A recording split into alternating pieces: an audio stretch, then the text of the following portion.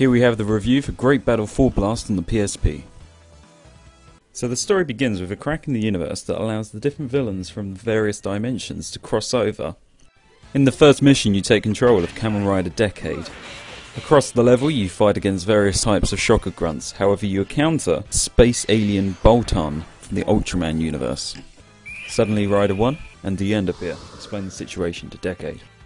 After a quick trip to the Land of Light and the Gundam Seed colony, the 6 playable characters are all together.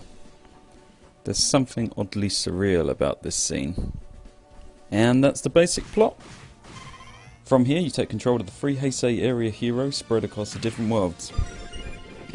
At any point during the levels you can switch between the different characters to fight against certain types of enemies.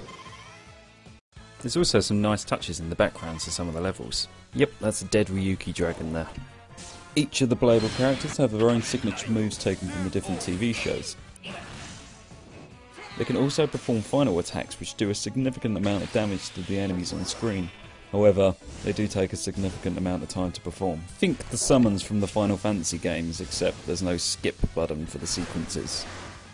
Other characters can pop up in the form of assist attacks, which can be unlocked by completing the different levels. And finally there's the boss battles. These can either be one-on-one fights against different villains, or they can be simple challenge maps. The main theme of the game is nostalgia, which certainly comes through in the setting, the characters, and particularly the animations.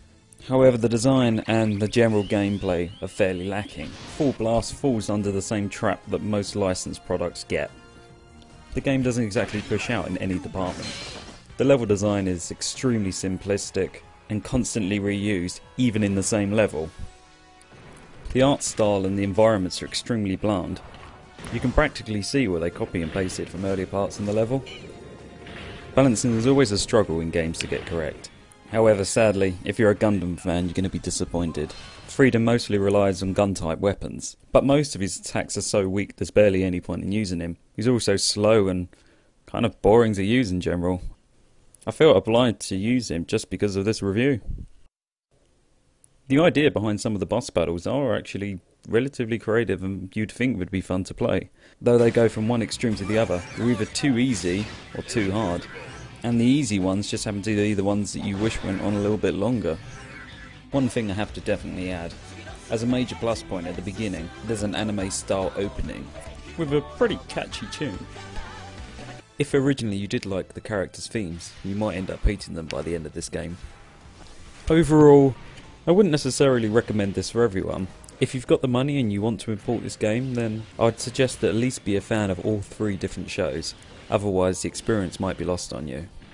It's a shame really because the game does show promise. Sadly the lack of polish and design just let it down.